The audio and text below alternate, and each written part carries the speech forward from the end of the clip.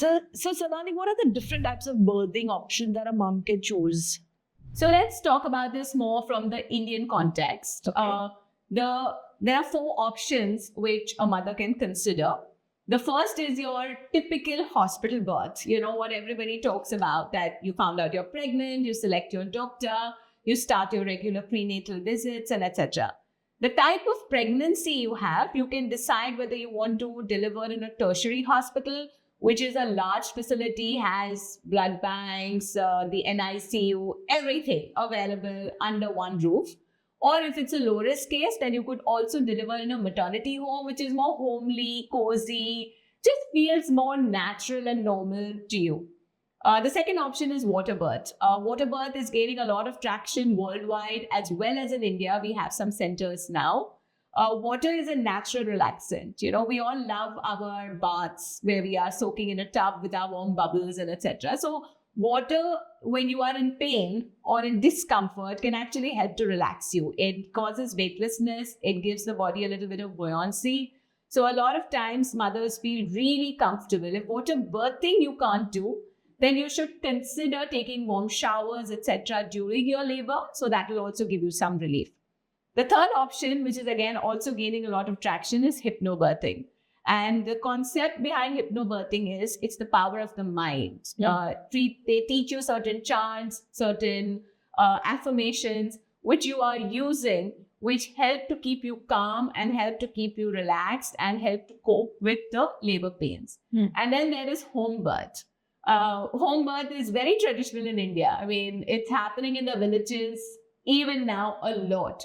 But in metro cities or in larger towns, we are not seeing so much traction there. If you are looking at a home birth, please ensure that you have an obstetrician on board. It should not be done just by any traditional birth attendant. Fair enough. It's always good to have an experienced or a skilled person. Absolutely. You never know.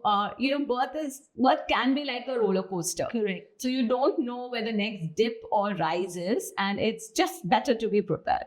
Correct. Absolutely. So over here, what does the role of a partner or family come into place? So, partner or family, let's kind of consolidate them and say this is your support team. Okay. Support team is somebody or anybody who can actually make you calm, who knows you, who knows what buttons to push to get certain reactions out of you. So if I'm comfortable with someone, that's the person who should be on my support team, and not somebody whom I'm not comfortable with, or just because of formality, I have to take the person. So this could be my partner. And if I'm not comfortable with my partner, I should be open enough to say that, you know what, I would prefer to have my mother or my sister or my friend or even a professional birth support person, which is also gaining traction in India. We have doulas, which can actually be a professional birth support person who knows what's happening during labor and who has the empathy to help you through it. So that's the main role of the support person, to understand your body, your cues, understand your needs at that point of time, and give you the right support, whether it is positions, whether it's breathing, whether it's positivity, whatever you need at that point of time. You have to think that you are Queen Cleopatra, and whatever you want has to happen. This brings me to another question. What are the cues as well as some of the breathing techniques that you can, guide us through? So during labor, there are a lot of things that can actually help a mother to cope, right? So when I'm talking about coping, the most popular is breathing exercises. So I'm going to put a caveat here that I will teach them, but I want mothers to practice this starting from the 28th week onwards. They should not think that, oh, they've watched it, they've understood the concept today, and they're just going to pull it out like a magician's hat when they're in the delivery room, because it's something which has to come like second nature, right? So 2 types of breathing.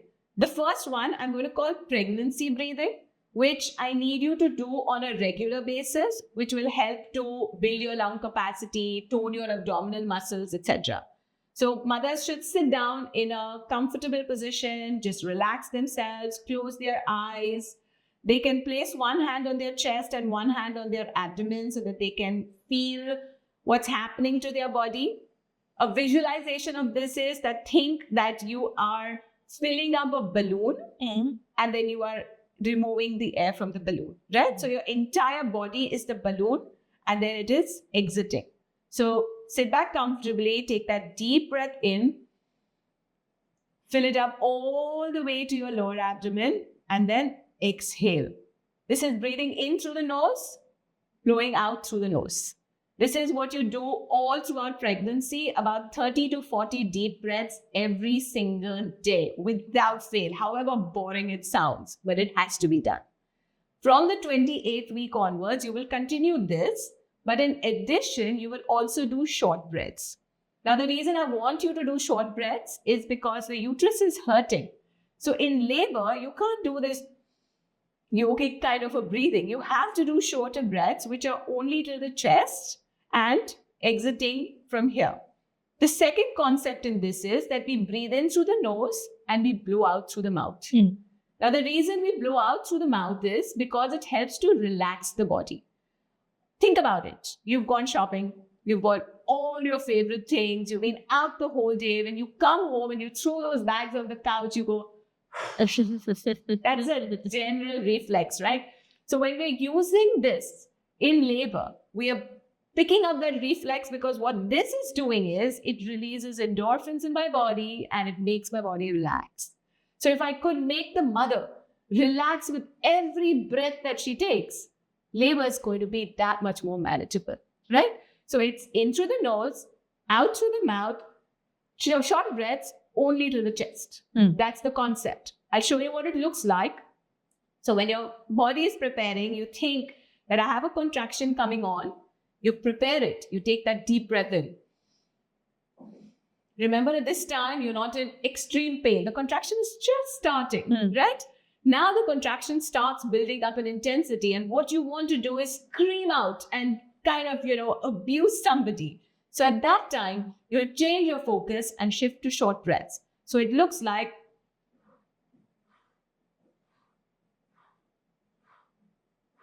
the difference here is only my chest is moving, my abdomen is not moving. Labor contractions can last for 60 to 90 seconds. So when I'm asking a mother to practice, I'm asking her to do this for 60 to 90 seconds. Labor always gives you those breaks. Contractions don't come bam, bam, bam, one on top of the other. You will have a contraction, you will have a pause. You will have a contraction, you will have a pause. So that's what you have to take advantage of. In that pause, you will breathe normally. You will switch off. You will relax. You will just loosen yourself out. And that's the biggest role of the support person, to see where there's tension in her body and help her to relax in that 60-second break that she might get. And then you start again. So if you practice this with the verbal cues, then you are most likely to remember it when labor starts. And just to convince you a little more as to why we want to do this, it's not just about pain management, because you might turn around and say, hey, maybe I could just take an epidural. Of course, yes, you can. But when you are breathing and you are getting oxygen to your baby, it actually helps to prevent fetal distress. And one of the leading reasons for an emergency cesarean section is fetal distress. So if I could oxygenate the baby, correct, the baby has enough oxygen, the baby says, okay, this is a party, and doesn't mind the rigors of labor, which ensures that they don't decelerate their heart rate. That doesn't beep off the monitors, which ensures that labor progresses at the way we want it. So this short breath should also, how long should the mother practice that too? So I'm looking at a contraction, which is about 60 to 90 seconds. So she does the short breathing for about 60 seconds. Okay. She takes a break for 60 seconds. She starts again for another 60 seconds, does about 5 to 7 such practice sessions every day. Okay. With the verbal cues in her mind that I can feel a contraction coming on. It's uncomfortable. I'm going to breathe. It's going to give oxygen to my baby. I can cope. All those things. Correct. And if she likes, she can practice this with her partner too. That's one of the most common things that we do in a birthing class, where we make the couple practice it together so that the partner is also aware of what the mother is expected to do, rather than only sit on his phone while she's in labor. Interesting. And what else could the partner do? Do you think massages would help the mother? Absolutely. I mean, I love massages, but keeping that aside, it's not about what I love. Understand what is a massage. Massage is touch. It's touch therapy. And it's touch therapy to my skin, which is one of the largest organs of my body. If massage is done by someone whom I trust, by someone whom I absolutely love or I'm comfortable with physically and emotionally, this is going to become good touch. Right. And good touch always releases oxytocin. And if you've kind of connected the dots, oxytocin is the hormone which is making my uterus contract. So massage does a lot of things. It makes the oxytocin rise, makes the uterus contract better. It makes the mother feel loved, protected. It keeps the partner involved.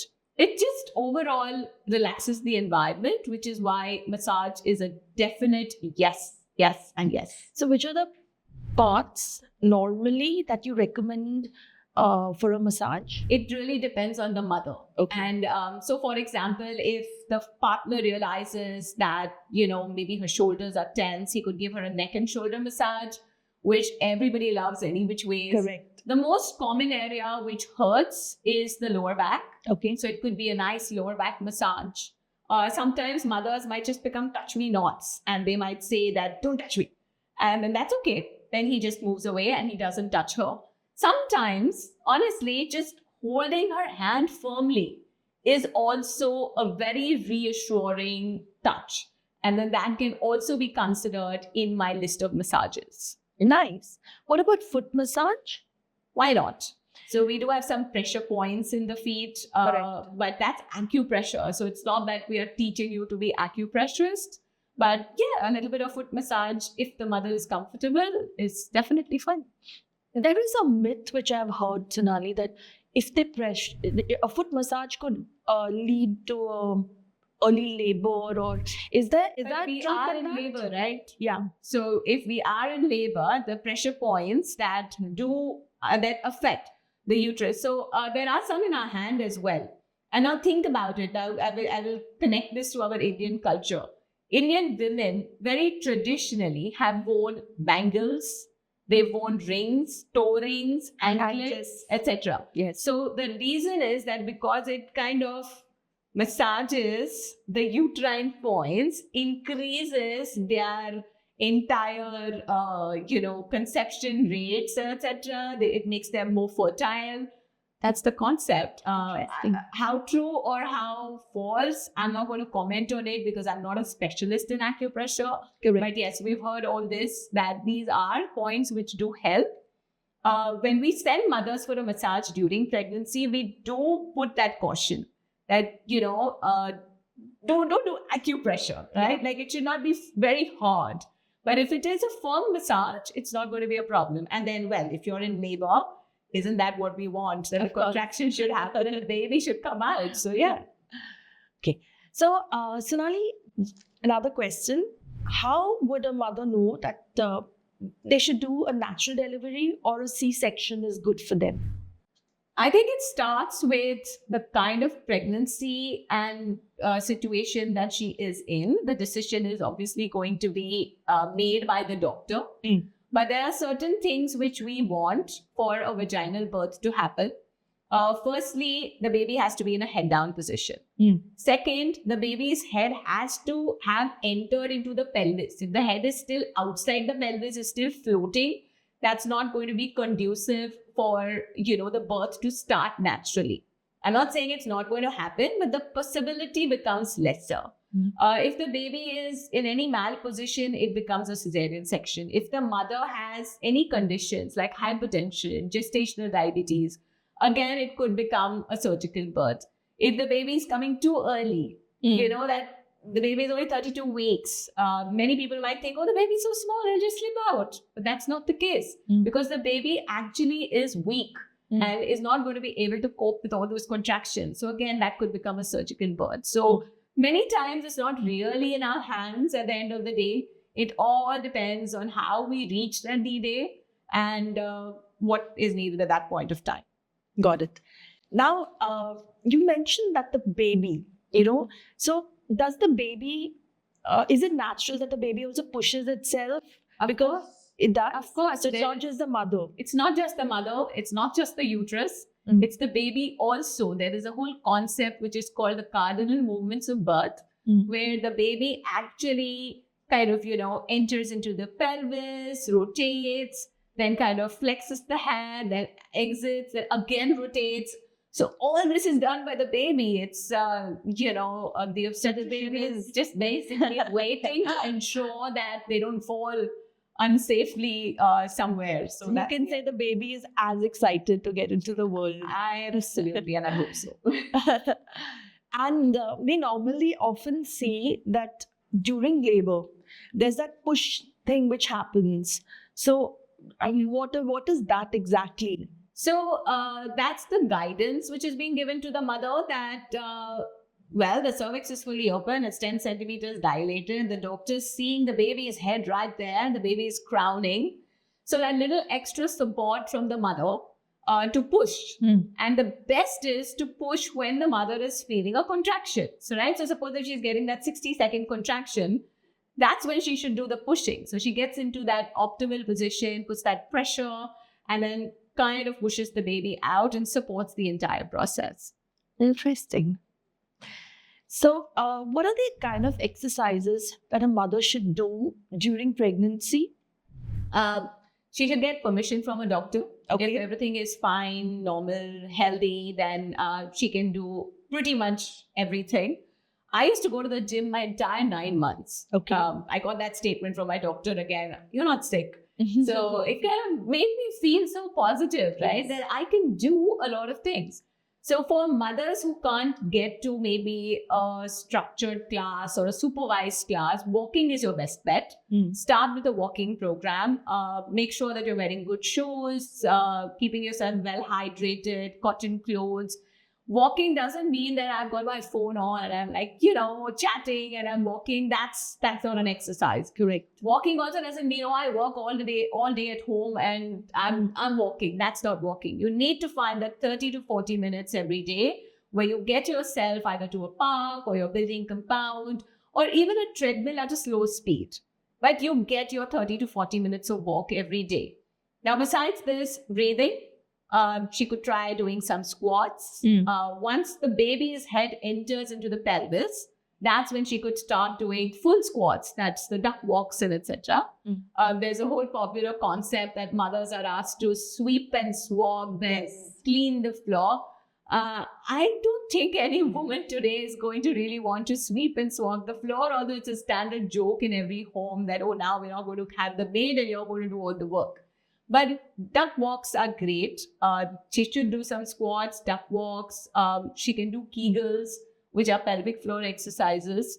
If she can get to a prenatal class where she can at least learn the exercises, that would be great. Nice. What about swimming? Swimming is a good exercise. The only problem that I have with swimming is the availability of hygienic environment. So public pools is what we have. Yes. And because we are in a pregnancy state where our vaginal area is very prone to infections, it's just the way the hormones have changed the flora and fauna down there, right? Correct. So that is what can cause UTIs and etc. But maybe for most part of pregnancy up until 8th month, it should be okay. Once you're in the 9th month, I would avoid so that I don't pick up any infections. And B, by chance, if the bag of waters breaks and you go into labor in the swimming pool, the infection possibility into the uterus doesn't happen. Okay. So that brings me to one more question. How would you know that the water broke? So the bag of waters breaks in multiple ways. It could break as a gush, where you're suddenly sitting in a puddle of water, standing in a puddle of water. I mean, that's very easy to understand. But it could also break as a trickle, where you kind of feel damp.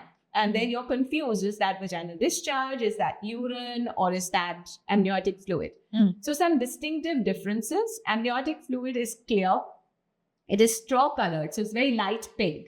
It is odorless. When amniotic fluid is passed, it is constant, right? So for example, if you go and change your panty, you'll be wet again because it's more like there's a little prick in that water balloon and the water is constantly trickling. There's no pause. With urine, there's always a pause, right? You don't keep peeing all the time. You don't keep getting incontinence all the time.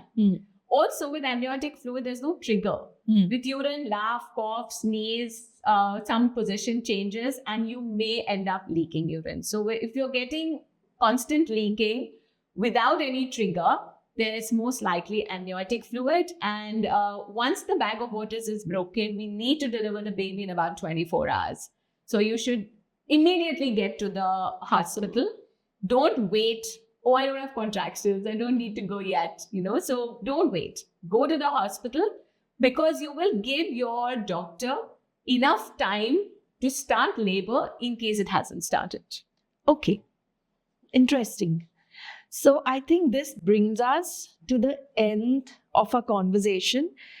Is there anything that you would like to share with parents? Anything that we've missed out on in my questions? I think you were very thorough and you really grilled me. I kind of felt like I was on the hot seat over here in terms of answering questions. The only thing I'd like to probably wrap up over here is that birth is very individualistic and it's very personalized.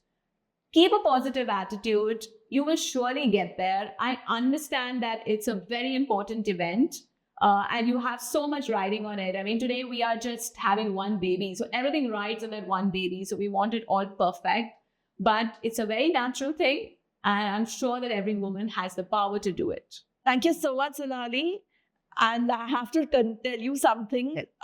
Till I started the question answer with you, I always dreaded this word labor. Okay. But now I think it's super easy. At least it sounds easy. Great. Super easy.